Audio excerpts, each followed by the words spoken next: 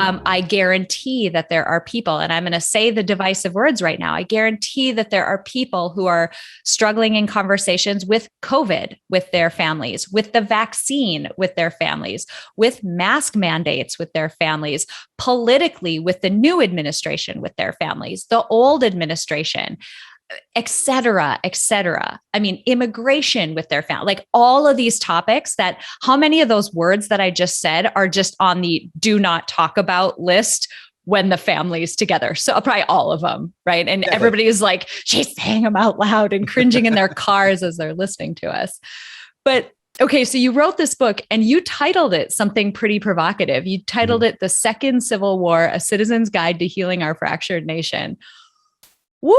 Where did you get that title? That's amazing. So I actually do think we are in a civil war of sorts. And let me explain what that means. So our first civil war between 1861 and 1865 was a hot civil war. We had two different armies, two different governments. 620,000 Americans died, troops died, and me another 100,000 civilians, which was 2.3% of the population. It was just entirely awful. And that was a hot civil war. And we don't have that today. There have been deaths because of shootings, riots, and terrorist bomb explosions.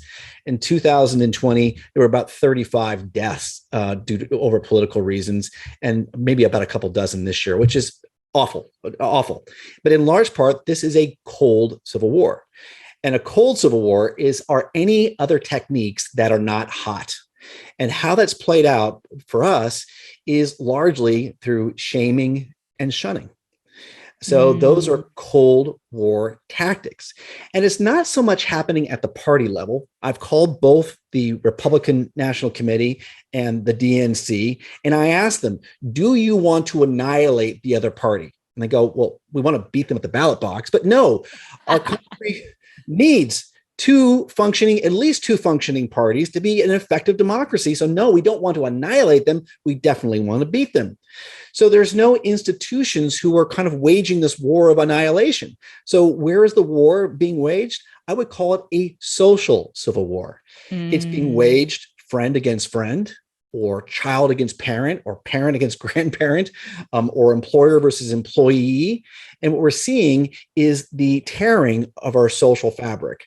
And that's a metaphor that everyone goes, oh, yeah, I totally understand that. But what that really means is almost all of us have friends we don't talk to anymore, or family members who we see less now, or people who we're less likely to cooperate with, or people who we get around and we're automatically anxious. So our superpower as a country is our optimism and our ability to cooperate. And this cold civil war, this social civil war, is undermining our ability to cooperate and get along and solve our national problems. If you are more committed to national unity than partisanship, please check out my book, The Second Civil War, A Citizen's Guide to Healing Our Fractured Nation. My book will challenge you to improve your relationships with friends and family. Click the link in the description below.